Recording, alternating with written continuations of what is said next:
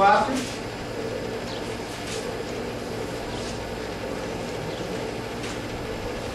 Atos. Josué veio com Josué lutar em Jericó. Nós passamos pelo capítulo 3 e teve toda aquela preparação para atravessar o Rio Jordão. No capítulo 4, o capítulo 4 é mais um capítulo de confirmação, definição de alguns detalhes e como que um jeito de fortalecer a mente daquele povo que estivesse passando todo aquilo que tinha acontecido para gerações posteriores.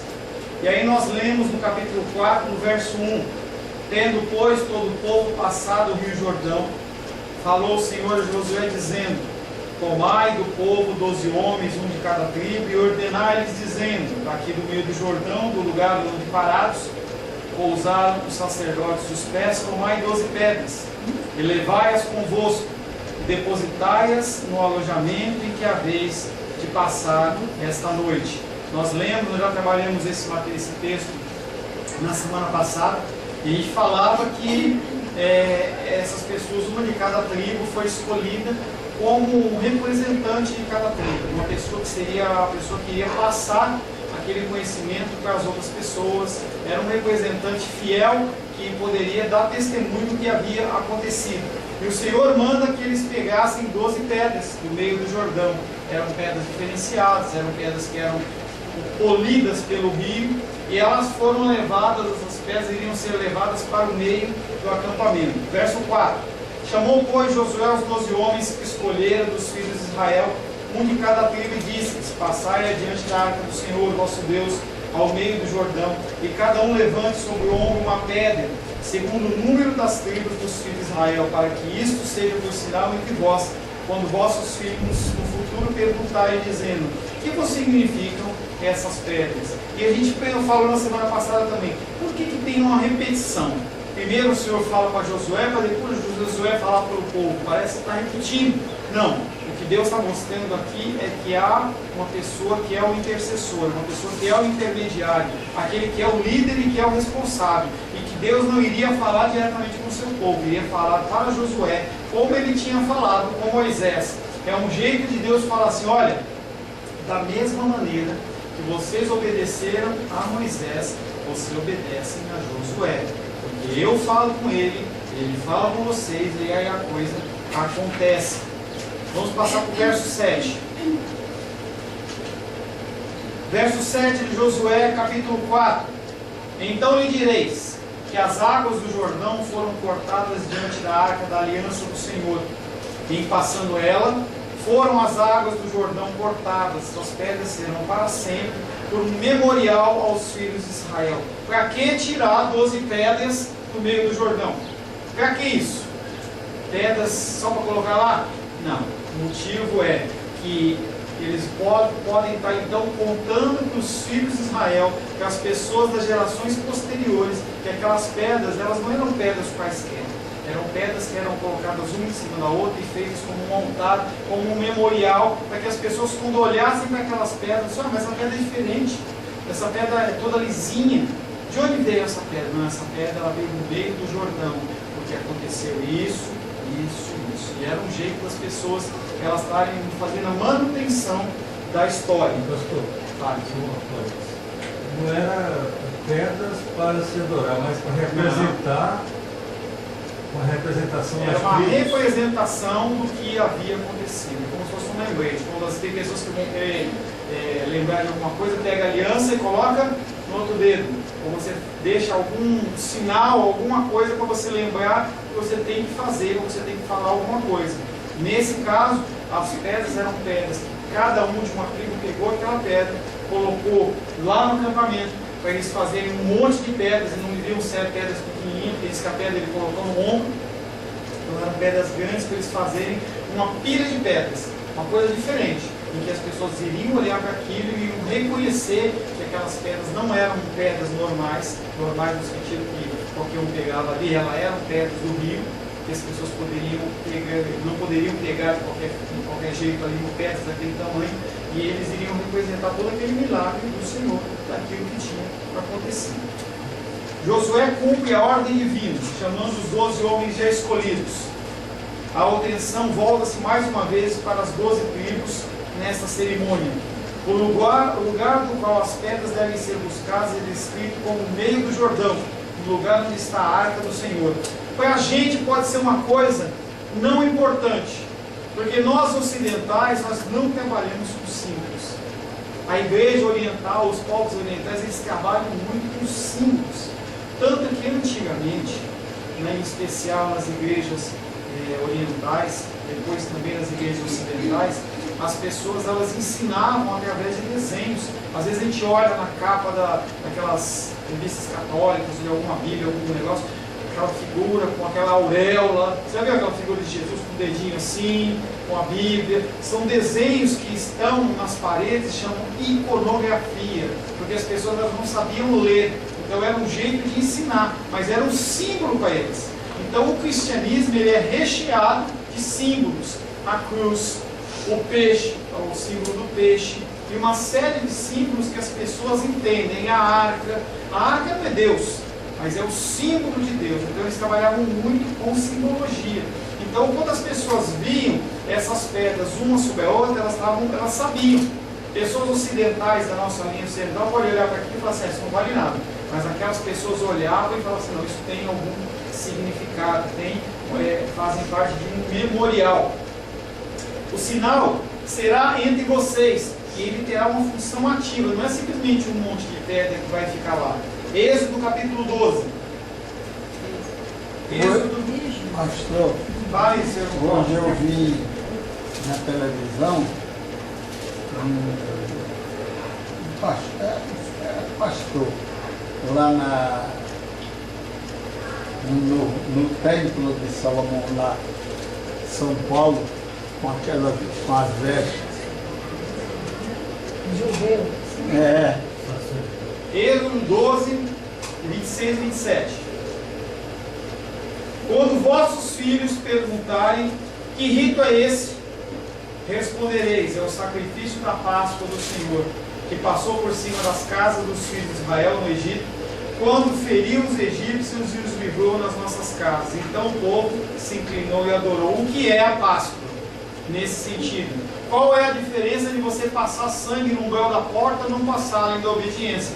Um símbolo que o sangue é aquele que vai purificar, é aquele que vai livrar do pecado, vai livrar do juízo. Hoje não tem mais isso, né? Não. São símbolos, entendeu? Que eram usados no judaísmo, símbolos. Tá? Por que um cordeiro de um ano? Por que um cordeiro sem mancha? Por que um cordeiro sem mácula? Tudo que simbolizando o quê? Perfeição. O primogênito é a primícia, é o mais novo, é aquele que é o mais forte, é aquele que vai governar normalmente. Então, são simbologias. Deuteronômio, capítulo 6.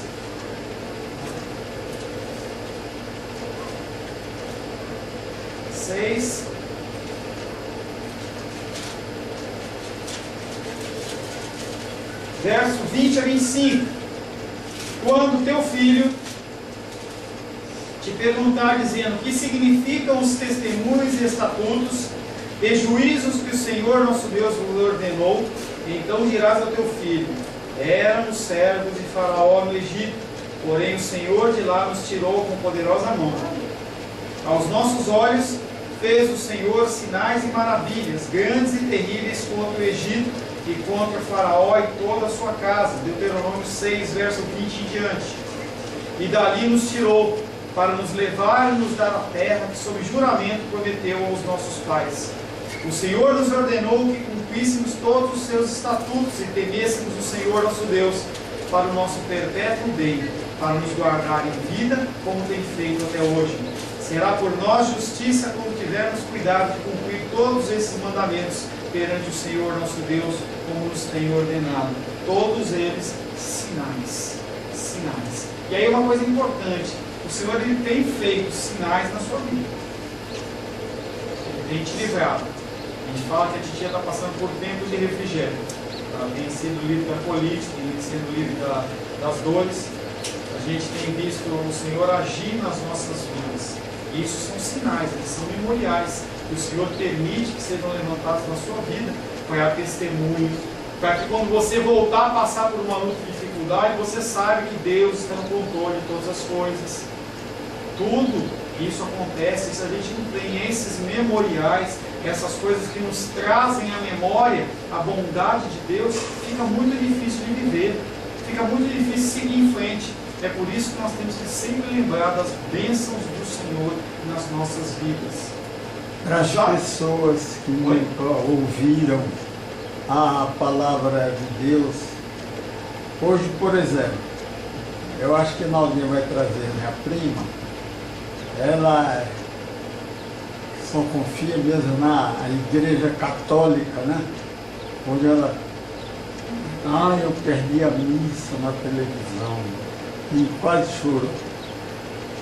Então, tem que ouvir mesmo a palavra de Deus para fixar a sua mente, não ficar pensando que é porque a Bíblia católica, os padres, não leem direito para eles, né? Faz segundo as intenções deles. E o povo que não conhece a palavra de Deus fica com o pensamento naquilo. Não, o padre falou. Qual a diferença para a nossa igreja evangélica hoje, irmão Cláudio? Qual a diferença? As pessoas não leem, os pastores eles distorcem a palavra e falam o que eles querem. Não tem diferença nenhuma não, irmão. Se você for uma pessoa católica e você vive os preceitos do Senhor, essa pessoa vai ser salva. E muito crente que não vive, que não tem um santo na casa, vai para o inferno. Nós temos esse medo. Falou alguma coisa, você já fica ligado. Às vezes uma pessoa, às vezes não, muitos deles são pessoas que vivem muito mais o cristianismo do que nós. Mesmo sendo católico, E o problema da idolatria? E a nossa idolatria? A nossa idolatria com filhos, com trabalhos, com pastores, com denominações. Eu sou de tal denominação até morrer. Isso é idolatria. Qual a diferença? Não importa, Deus ele olha o coração da pessoa. A pessoa tem que seguir os mandamentos e os preceitos dele. Será que Deus está mais preocupado em ser obedecido?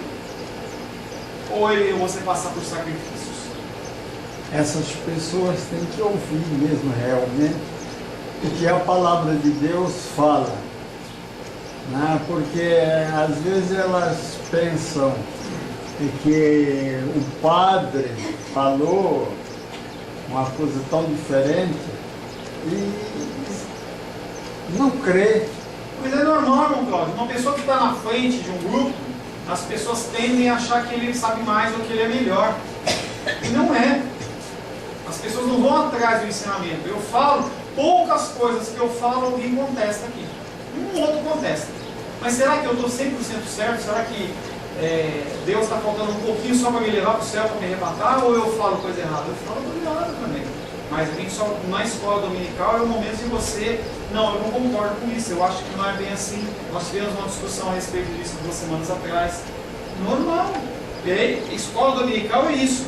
Você colocar suas dúvidas, colocar o seu posicionamento. Não quer dizer que a pessoa que está na frente é aquela que detém todo o conhecimento. Os atos salvadores de Deus em favor do seu povo devem ser perpetuados na memória das gerações futuras. Tudo que Deus faz tem que ser perpetuado na minha vida e na sua vida. A cruz é um símbolo. A cruz é um símbolo que mostra ali que alguém se sacrificou por mim e se sacrificou por você, se entregando sem ter pecado.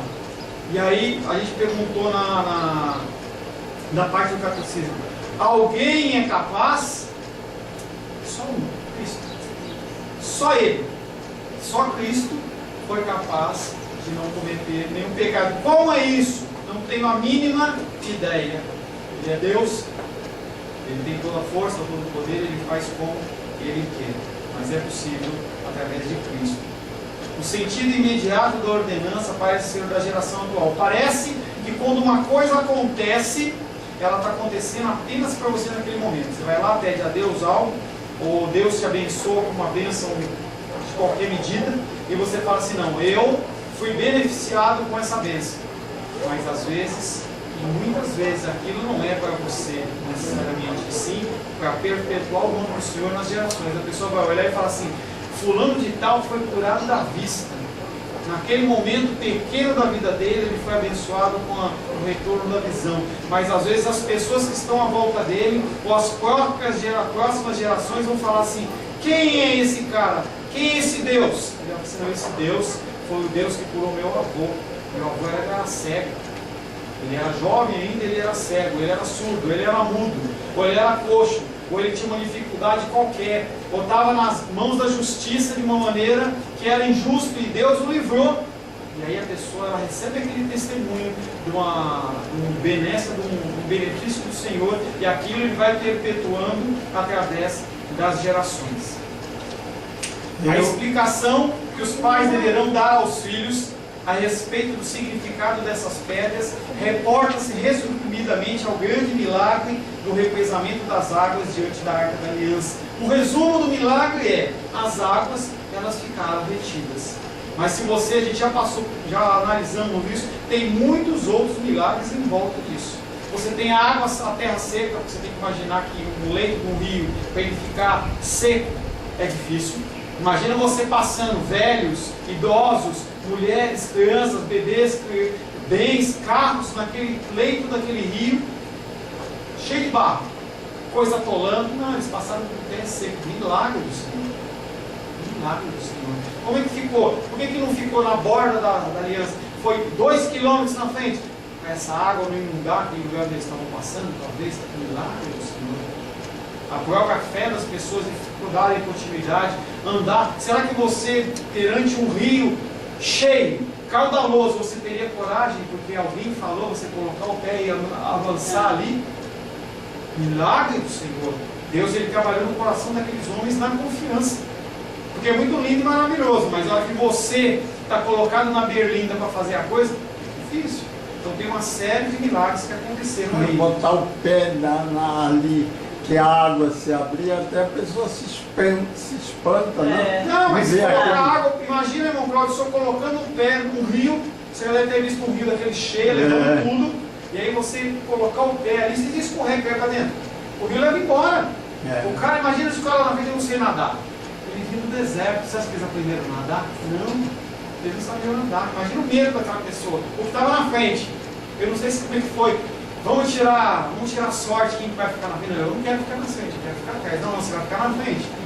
Não, mas são situações que a gente não para para pensar. Eu não sei nadar. Eu estou de frente a um rio cheio. Se eu cair nessa água, eu morro. E aí ele fala assim, segue. A arca está atrás de mim. O que vai fazer? E aí ele vai na fé do Senhor. Deus trabalhou no coração desses homens, eles colocaram o pé na frente, e aí a água... A correnteza permaneceu. Como assim? O processo de travessia. Não, a hora que ele pisou, a água parou. Parou. Está enxuto. Toda a correnteza. Tudo, a água parou. A 1 quilômetro é que você não estava dando aula lá. A água estancou mais ou menos, a gente, pela descrição da geografia, em torno de 2 quilômetros para cima, numa cidade chamada Adã. Então a água simplesmente parou e a água secou, tanto a água que descia e a água para o Mar Morto. E lá para cima, a gente não sabe se a água subiu, foi subindo, ou se ela abriu para os lados e mudou tudo. Foi o mesmo processo do Mar Vermelho, mas secou para tudo. Mar Vermelho, imagina? Aquela dimensão para você pessoa passar com o pé enxuto. Milagre do Senhor. A arca é precisamente o símbolo da aliança. Mais uma vez o símbolo. A arca é só um símbolo do Senhor.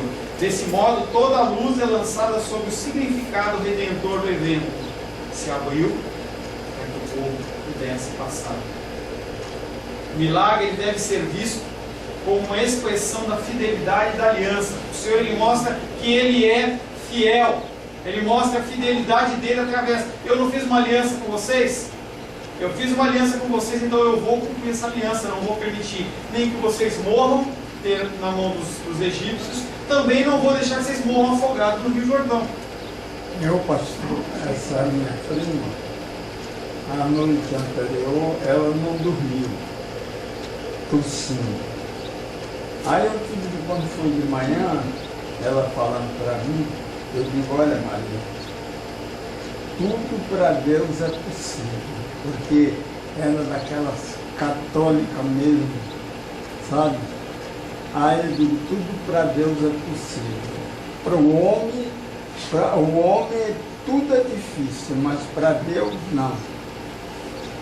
Aí quando foi mais ou menos umas 9 horas, eu estava deitado na televisão, aí ela disse, ela veio, Cláudio, ora por mim.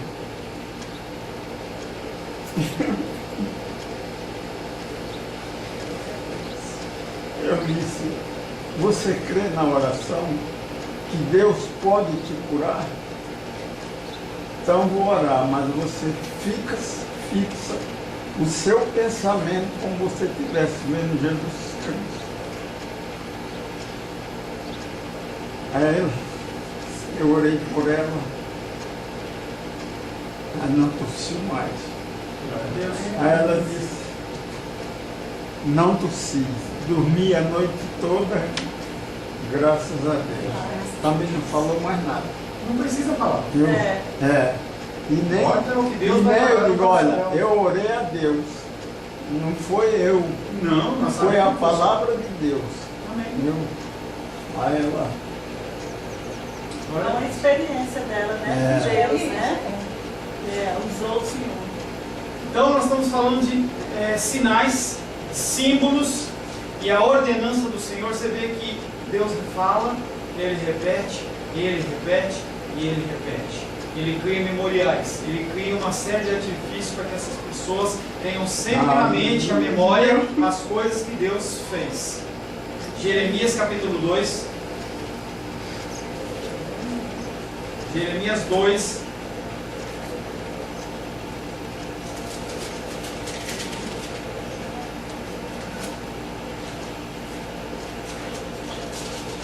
Jeremias 2. Vamos ver o verso 1 ao 8. Jeremias capítulo 2, versos 1 ao 8. A mim me veio a palavra do Senhor dizendo, vai e clama aos ouvidos de Jerusalém. O Senhor, Ele manda a palavra através de Jeremias, para que ele vá lá falar da palavra de Deus para o povo de Jerusalém. Assim diz o Senhor, lembro-me de ti e da tua afeição quando eras jovem, e do teu amor quando noiva, e de como me seguias no deserto. Está falando daquela época lá do Antigo Testamento que nós estamos passando, Josué, e foi Moisés, hein? Lembro-te de quando você era jovem, do teu amor quando noiva, e de como me seguias no deserto. Seguia a coluna de fogo e seguia a coluna de nuvem, numa terra em que não se semeia, no deserto. Então Israel era consagrado ao Senhor, e eram as primícias da sua colheita. Todos os que o devoravam se faziam culpados, o mal vinha sobre eles, diz o Senhor. Ouvi a palavra do Senhor, ó casa de Jacó, e todas as famílias da casa de Israel. Assim diz o Senhor, que injustiça acharam vossos pais em mim, para de mim se afastarem. Lembra do memorial? Lembra das coisas que Deus fez? Deus está falando assim para esse povo, gente, o que aconteceu para essas pessoas com tantos sinais esquecerem de mim? Que injustiça acharam vossos pais em mim, para de mim se afastarem, indo após a nulidade de ídolos e se tornando nulos eles mesmos. E sem perguntarem, onde está o Senhor que nos fez subir da terra do Egito? Que nos guiou através do deserto por uma terra de ermos e bicovas, por uma terra de sequidão e sombra de morte, por uma terra em que ninguém transitava e na qual não morava homem algum. Eu vos introduzi numa terra fértil, para que comesseis o seu fruto e o seu bem, mas depois de teres entrado nela, vós os contaminastes e da minha herança fizestes abominação. O Senhor está falando, gente, eu trabalhei por vocês, eu mantive minha aliança com vocês, eu fiz tudo por vocês, lá no Jordão, pegamos as pedras, fizemos um memorial, vocês sabem que tudo foi através do meu poder, através da minha força, e os seus pais esqueceram de mim, e eles pararam de me adorar para adorar deuses que não são nada. Os sacerdotes disseram, onde está o Senhor?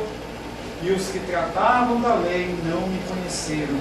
Não era só o povo, não era só os líderes, mas os próprios sacerdotes, que tinham contato direto com a lei, eles simplesmente não sabiam mais dessa história, eles não davam mais valor a essa história. E os que tratavam da lei não me conheceram. E os pastores prevaricaram, lutaram, foram contra os meus ensinamentos.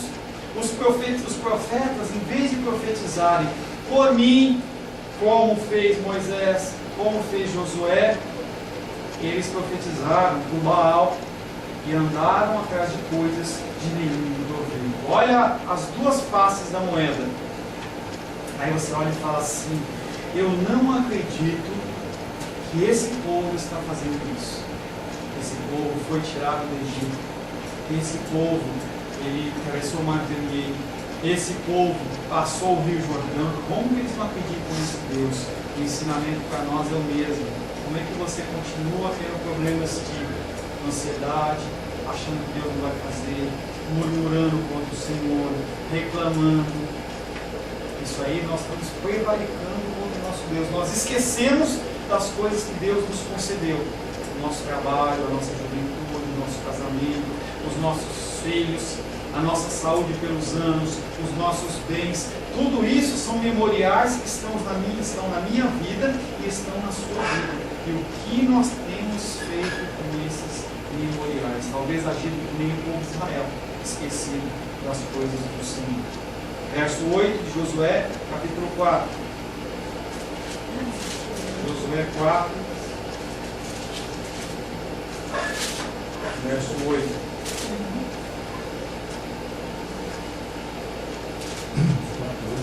4, 8 e 9. Fizeram, pois, os filhos de Israel como Josué ordenaram. Na hora a pessoa faz o que Deus manda. Fizeram, pois, os filhos de Israel como Josué ordenaram. Levantaram 12 pedras no meio do Jordão. Ele volta para dar detalhes daquilo que estava sendo executado. Primeiro Deus fala com Josué, depois Josué fala com o povo, e depois o povo, aquelas pessoas que foram escolhidas, elas agem, elas fazem uma sequência da narração. Fizeram, pois, os filhos de Israel como Josué ordenaram, e levantaram 12 pedras no meio do Jordão. Você vê que o mesmo texto foi repetido 3 vezes para que esse povo grave, para que o povo se lembre. Mesmo assim, a gente viu em Jeremias capítulo 2, eles se esqueceram. Fizeram, pois, os filhos de Israel como Josué ordenaram, e levantaram 12 pedras no meio do Jordão, como o Senhor tinha dito a Josué, segundo o número das tribos dos filhos de Israel, e levaram-nas consigo ao alojamento e as depositaram ali. Verso 9. Levou Josué também 12 pedras no meio do Jordão, no lugar em que parados pousaram, aos pés os sacerdotes que levavam na Arca da Aliança, e ali estão até o dia de hoje. Nesse versículo 9 é inserido um novo fato. Além de eles pegarem 12 pedras e levarem lá para o acampamento e fazerem um memorial para que as pessoas não esquecessem do que Deus tinha feito, eles também falam assim, você vai pegar uma série de pedras desse tipo, mesmo tipo grande e tal, e você vai fazer um memorial, só que agora no meio do Jordão. No mesmo lugar onde os sacerdotes pararam. Mas não está rio, está cheio, ninguém vai ver nada. A hipótese é que em época de seca as pessoas iam conseguir ver aquelas pedras, sim, e também seria um memorial. As pessoas iriam olhar para a margem e iriam ver aquele monte de pedra, iriam olhar para o rio, em especial na época da seca, e iriam poder ver as mesmas pedras semelhantes àquelas, e as pessoas iriam ter mais uma lembrança, mais um lembrete do que Deus havia feito. Quanto a isso, o versículo 9 acrescenta isso que nós falamos: o memorial que será levantado é, portanto, visto como um lembrete daquilo que o Senhor fez. Verso 10 e verso 11. Porque os sacerdotes que levavam a arca haviam parado no meio do Jordão, em pé, até que se cumpriu tudo quanto o Senhor, por intermédio de Moisés, ordenara a Josué, falasse ao seu povo, e o povo se apressou e passou. Tudo o que aconteceu foi já ordens que já tinham sido dadas através de Moisés, tudo que iria acontecer já tinha sido falado, era um testemunho sobre o que Moisés já tinha determinado, o que Moisés já tinha falado. Então aquelas pessoas, quando lessem o Pentateuco, que são os primeiros 5 livros, eles iriam ver as ordens do Senhor dadas através do profeta Moisés lá atrás e se cumprindo, a terra sendo possuída, o rio sendo transportado, passado por ele. E aí, porque os sacerdotes que levavam a arca haviam parado no meio do Jordão em pé, até que se cumpriu tudo quanto o Senhor havia dito. Tudo que o Senhor fala, se cumpre. Não tem nada, nenhuma coisa que o Senhor possa falar que não vá se cumprir. Ontem eu estava na aula e uma aluna me falou assim, mas e onde fica a nossa vontade? Eu pergunto para você, onde fica a sua vontade? Perante esse Deus que abre mar, perante esse Deus que abre rio, perante esse Deus todo-poderoso, a sua vontade ela fica com você, porque o que tem que se cumprir é a vontade do Senhor. Verso 11: tendo passado todo o povo, passou a arca do Senhor e os sacerdotes à vista de todo o povo. E a palavra de Deus no verso 10 ainda diz que o povo se apressou e passou. A pessoa não ia ficar passando devagar ali naquele contexto, né? A pessoa estava vendo que tinha o poder do Senhor ali, mas aquela água estava represada ali e eles passaram rapidinho. Agora se dá atenção para os detalhes da travessia. Mais uma vez a narração preocupa-se em destacar o papel central da arca na travessia. Se não tivesse a arca do Senhor capacitando aquele milagre que era um símbolo do Senhor, aquilo não teria acontecido. Os sacerdotes que transportavam a arca permaneceram em pé no meio do Jordão, e eles só saíram depois que todo o povo saiu, passou. E assim que o povo se apressou e passou, aquelas pessoas pegaram o rumo deles e saíram do rio Jordão. Verso 12: passaram os filhos de Ruben e os filhos de Gade e a meia tribo de Manassés armados na frente dos filhos de Israel, como Moisés lhes tinha dito. Por que só faz citação em relação a Rubens, aos filhos de Gade e a meia tribo de Manassés?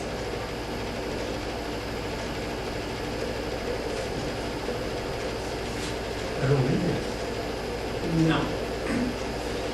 Se você se lembra, enquanto Moisés estava ainda no comando, no finalzinho da trajetória de Moisés, da passagem para Josué, o povo, essas 3 tribos, que é a tribo de Ruben e Gade, a meia tribo de Manassés, elas olharam para as campinas antes do Jordão e falaram: essa terra aqui é muito boa, é boa para gado, será que o Senhor deixa a gente ficar aqui?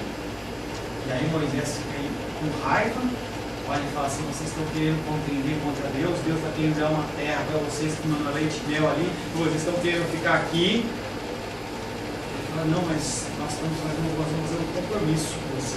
Nós vamos continuar sendo o mesmo povo, nós vamos continuar adorando o mesmo Deus. Inclusive, nós só vamos tomar posse desse lugar depois que todo mundo tiver tomado posse deles, do lugar deles. E nós vamos na frente. Nós não vamos ficar atrás, fazendo corpo mole, parecendo que a gente já tem a nossa herança e a gente não tem que conquistar nada, não. É por isso que aparece isso aí. É uma referência.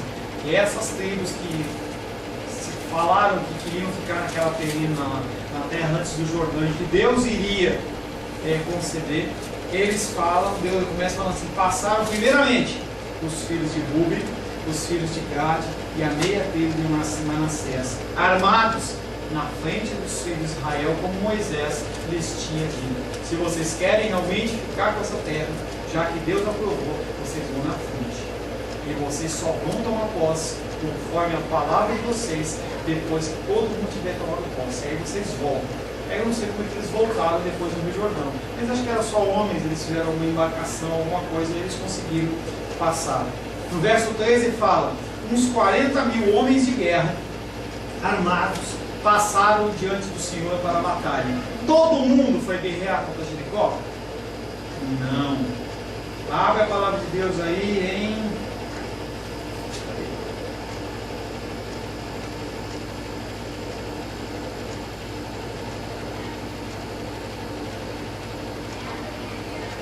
Números capítulo 26.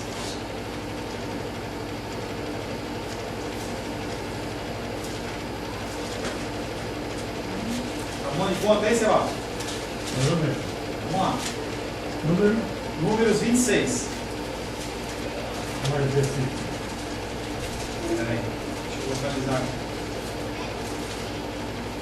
Números 26. Primeira tribo que a gente vai procurar aí é a tribo de Ruben. Acha nesse meio aí a tribo de Ruben. Ruben, verso 5. Ruben, o primogênito de Israel. Os filhos de Ruben, de Enoque, a família dos Enoquitas, de Palu. Vai para o verso 7 direto. Palu, É, 7. a família dos Paluitas. Vai para o verso 7, você vai direto. Certo. São estas as famílias dos Rubenitas. Os que foram deles contados foram 730. 730. Você vê que ele fala que 40 mil homens armados passaram diante do Senhor para a batalha de Jericó. E eles eram da tribo de Ruben, de Gad e meia tribo de Manassés. De cara a gente tem Ruben quantos? 43 mil. Então não foram todos. Tribo de Gad, vamos achar aí. Verso 15. Em especial o verso 18. São todas as famílias dos filhos de Gad, segundo os que foram deles contados, um total de 40.500. Nós estamos falando mais de 80 mil pessoas aí. E a tribo de Manassés? Vamos achar? Manassés. É o 28. Isso aí. 29. Vê só a parte da quantidade. Filhos de Manassés foram de Maqui, a família de Maqui gerou Gileade, Não, pula na frente. 34. São essas as famílias de Manassés, os que foram deles contados foram 52.700. 40 mil de um, 40 mil de outro e mais 50. Estamos falando para cima de 130, quase 140 mil pessoas. E aí eram 140 mil homens armados, mas mesmo assim Josué, como líder da batalha, ele separa apenas 40 mil. A participação das tribos de Ruben, de Gad, da meia tribo de Manassés, e o fato de irem à frente é isso tudo que a gente já falou. As pessoas elas tinham que ir para não parecer que eles estavam fazendo um corpo mole. E aí o Senhor ele fala assim, através de Josué, que era o que estava governando, para tomar conta, para destruir essa cidade de Jericó, você não precisa de todo mundo. Você separa apenas 40 mil. Por quê? Porque a luta não é do homem. A luta é do... É pela passagem, pastor, eles pedem para tomar água, se Essa é agacham, uma semelhante àquela. se agacham. 318. Entendeu? As pessoas, eu não lembro qual que é a passagem, mas é uma passagem conhecida, em que o povo de Israel parte para uma batalha, e aí o Senhor fala assim, olha, todo mundo que tiver com medo, manda voltar para casa. Aí 60% vai embora. Agora você põe esse povo para beber água. O povo que se abaixar que nem um cachorro para beber água, manda embora. Agora aqueles que estiverem ali, tomando água com a mão assim, olhando, e de 70, 80, 100, 200, 400 mil pessoas separaram apenas 318 pessoas. Porque o objetivo ali não era mostrar o poderio bélico de força de Israel, e sim mostrar a força do Senhor. Então o Senhor ele é aquele que guerreia, é aquele que batalha. Com o Senhor nós temos a vitória garantida se cumprir o propósito dele, se for a vontade dele. Cumpriu o propósito do Senhor, foi a vontade do Senhor, tudo que foi falado acontece. E por que muitas vezes não acontece? Os pastores falam, profetas falam, homens falam, mulheres falam e não acontece. Porque Deus nunca disse. E a pessoa ela acha que ela pode falar em nome de Deus pela vontade dela. O que Deus falou, Ele. Amém? Vamos parar aqui, verso 13. Semana que vem a gente está voltando para Josué 4, verso 14.